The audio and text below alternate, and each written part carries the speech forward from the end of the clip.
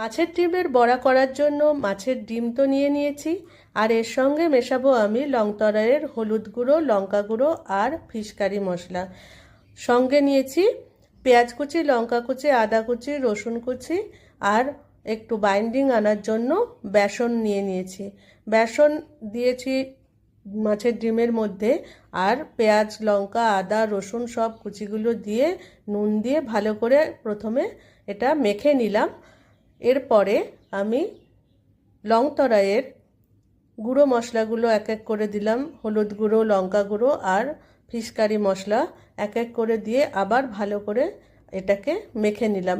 বেশ ভালো করে মাখতে হবে, নাহলে বড়াগুলো নরম হবে না।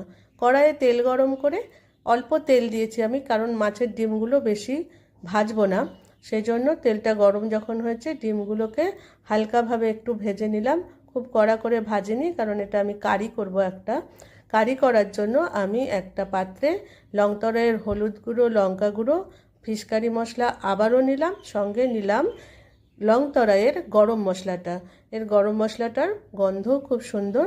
আর একটু নুন দিয়ে এই মশলাগুলো জলে গুলে ভাজা ডিমগুলোর মধ্যে আমি ঢেলে দিলাম, আর সঙ্গে চাপাও দিয়ে দিলাম।